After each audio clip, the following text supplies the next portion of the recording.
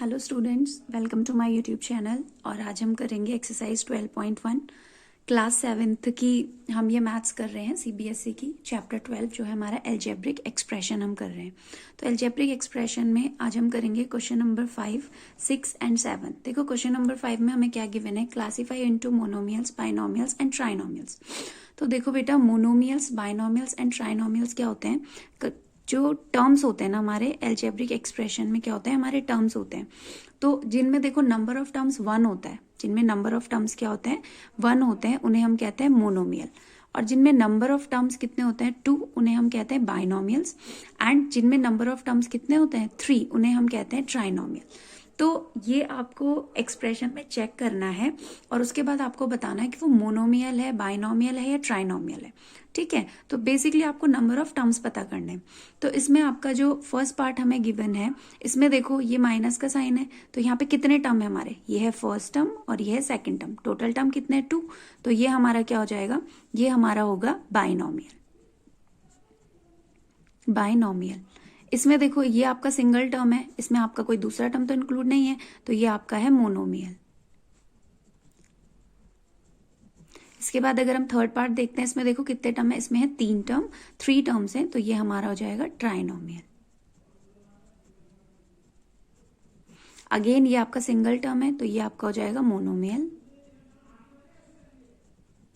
और यहां पे आपके कितने टर्म है 3 टर्म, तो ये आपका हो जाएगा ट्राइनोमियल।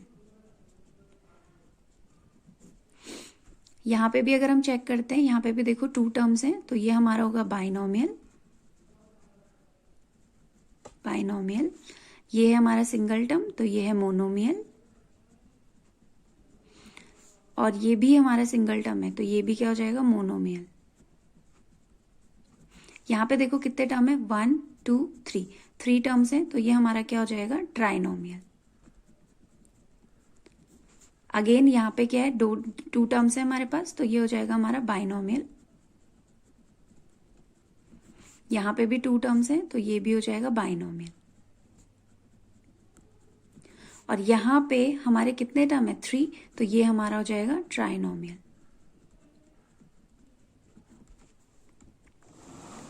आगे देखते हैं, आगे अगले क्वेश्चन में हमें बताना है state whether a given pair of terms is like term और अनलाइक टर्म। तो देखो बेटा, लाइक टर्म और अनलाइक टर्म्स क्या होते हैं। लाइक टर्म्स का मतलब होता है जब आपके पास या तो कांस्टेंट वैल्यूज हो, अगर कांस्टेंट वैल्यूज सिर्फ आपको गिवन है तो वो आपके हमेशा लाइक टर्म्स ही होते हैं, चाहे वो कितने भी हों।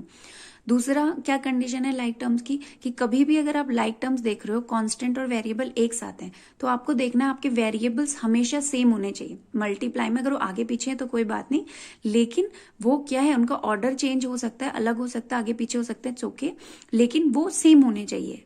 आपके जो वेरिएबल है वो भी सेम होने चाहिए, तब हम उन्हें कहते हैं लाइक टर्म्स। अदरवाइज वो क्या होंगे, अनलाइक टर्म्स होंगे। जो हमारे क्वेश्चन हमें गिवन है उसके थ्रू हम और अच्छे से जान पाएंगे इसे। जैसे 1,100 है, तो ये कांस्टेंट वैल्यूज है हमारी, तो ये हमारा क्या होगा, ये हमारे होंगे लाइक टर्म्स। यहाँ पे देखो -7x, 5/2x, देखो कांस्टेंट वैल्यूज तो अलग अलग हैं, लेकिन वेरिएबल तो सेम है ना हमारे पास x, तो ये भी हमारे क्या होंगे, लाइक टर्म्स होंगे। अगेन यहाँ पे देखो नेक्स्ट जो हमें टर्म्स गिवन है, ये -29x है और ये -29y है। तो देखो यहाँ पे कांस्टेंट वैल्यूज तो सेम है, लेकिन जो वेरिएबल्स हैं वो अलग हैं। जब हमारे पास कांस्टेंट वेरिएबल दोनों गिवन हो तो हम सिर्फ वेरिएबल्स को देखेंगे, तो ये हमारा क्या हो जाएगा, अनलाइक टर्म्स।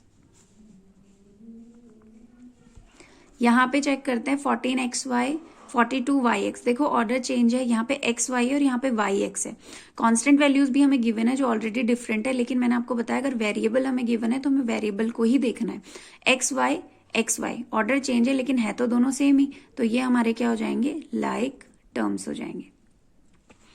यहाँ पे देखते हैं m² एंड mp²। देखो ये m² कभी भी m के इक्वल नहीं होगा, ठीक, और ये p कभी भी p² के इक्वल नहीं होगा, तो ये हमारे अलग अलग टर्म्स हैं, तो ये क्या हो जाएंगे, unlike terms. Next term check करते हैं, ये है x और ये है x², ये है z और ये है z²। तो यहाँ पे भी ये वैल्यूज हमारे, ये वेरिएबल सेम नहीं है, तो ये हमारे क्या हो जाएंगे, अनलाइक टर्म्स हो जाएंगे। आगे चेक करते हैं। क्वेश्चन नंबर 7 में गिवन है identify like terms in the following. Like terms के लिए मैंने आपको क्या कंडीशन बताई कि आपको सिर्फ वो टर्म साथ में लेने हैं जिनके वेरिएबल्स क्या हो, सेम हो। जैसे ये हमारा एक्स वाई स्क्वायर है तो हमें दूसरा टर्म इसके साथ वही लेना है जो एक्स वाई स्क्वायर हो।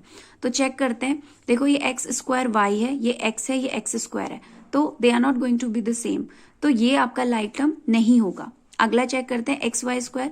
तो X Y square same variable है, ठीक है, हम इसे कंसिडर कर लेते हैं। इसके अलावा हमारे पास आगे कोई भी टर्म नहीं है। तो फर्स्ट अगर मैं कोई लाइक टर्म देखती हूँ तो वो है minus X Y square comma 2xy square. अब हम सेकेंड लाइक टर्म्स चेक करते हैं। वाई एक्स स्क्वायर है, देखते हैं कोई वाई एक्स स्क्वायर हमारे पास गिवन है या नहीं है। वाई एक्स स्क्वायर, देखिए ऑर्डर चेंज है बट वेरिएबल क्या है हमारे, सेम है। तो ये वाला टर्म और ये वाला टर्म हमारा क्या होगा, like term 2xy square comma 20x square Y. इसके अलावा और चेक करते हैं वाई एक्स स्क्वायर। अब हम चेक करते हैं Y x square.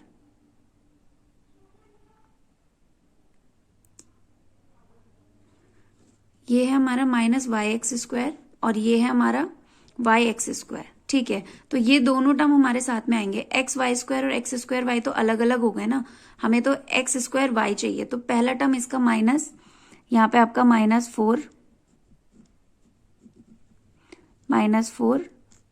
X square Y, ये वाला टर्म मैंने यहाँ पे लिख दिया है, ठीक है, ऑर्डर चेंज करके, उससे कोई बहुत ज्यादा फर्क नहीं पड़ेगा। थर्ड पेयर देखते हैं। थर्ड पेयर कौन सा होगा, इसके साथ चेक करते हैं एक्स स्क्वायर वाला। 8x स्क्वायर, 11x स्क्वायर और -6x स्क्वायर, तो ये हो जाएगा 8x स्क्वायर। क्योंकि इनके जो वेरिएबल्स हैं वो सेम है, इसीलिए मैं इन्हें साथ में लिख रही हूँ और इसीलिए ये लाइक टर्म्स भी हैं।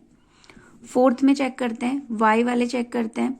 वाई एक ये है हमारा 7y और एक ये है हमारा y, इसके अलावा कोई और नहीं है, तो ये हो जाएगा 7y कॉमा y। x वाली कांस्टेंट वैल्यूज रह गई हमारे पास, वो चेक करते हैं। तो x वाली कांस्टेंट वैल्यूज कौन कौन सी होंगी, एक तो -100x है हमारे पास और एक 3x है, तो ये हो जाएगा -100x और 3x। yx और xy ये दोनों हमारे सेम होंगे, तो ये हम लिख लेंगे ना एक साथ, -11yx और 2xy। और इसके अलावा क्या बचा है, एक्स स्क्वायर। देखो एक्स स्क्वायर के साथ कोई भी टर्म नहीं है तो हम इसे अलग से ही लिख लेंगे। सेवेंथ जो लाइक टर्म अलग से ही होगा हमारा -6x स्क्वायर, क्योंकि इसके साथ कोई पेयर नहीं है। अब बी पार्ट देखते हैं। बी पार्ट में भी हमें लाइक टर्म्स निकाल के लेके आने। स्टार्टिंग करेंगे फ्रॉम PQ से, तो ये फर्स्ट PQ, ये भी हमारा PQ है, इसके अलावा कोई और PQ, ये भी PQ है। तो हमारा फर्स्ट जो लाइक टर्म हमारे पास आएगा 10PQ comma -7PQ comma 78QP। Order change है, आगे पीछे है, लेकिन है सेम वेरिएबल ही।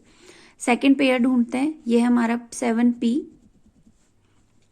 P वाला अगर आपको कोई दिख रहा हो तो 2405P, दो टर्म है हमारे पास P के, 7P comma 2405P।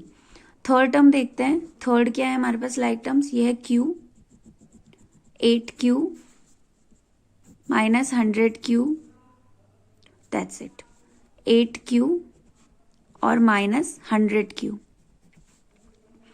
Fourth term check करते हैं। फोर्थ हमारे पास कौन सा है, एक P स्क्वायर Q स्क्वायर है, P square Q square, P square Q square, that's it. तो ये हो जाएगा -P स्क्वायर Q स्क्वायर है और एक हमारे पास क्या है 12P square Q square. Fifth part check करते हैं। फिफ्थ टर्म निकालते हैं हम। ये कांस्टेंट वैल्यूज है, देखते हैं कोई और कांस्टेंट वैल्यू है या नहीं है।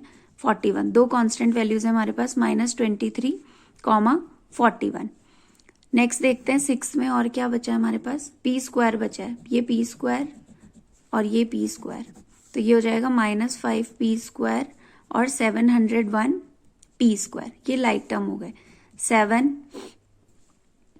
ये बचा है हमारे पास P स्क्वायर Q और P स्क्वायर Q, तो ये हो गए 13P स्क्वायर Q और QP स्क्वायर। ऑर्डर चेंज है बट वेरिएबल क्या है, सेम है। तो जहां पे वेरिएबल आपको सेम दिखेंगे भले उनके ऑर्डर चेंज हो, तो वो हमारे क्या हो जाएंगे, लाइक टर्म्स।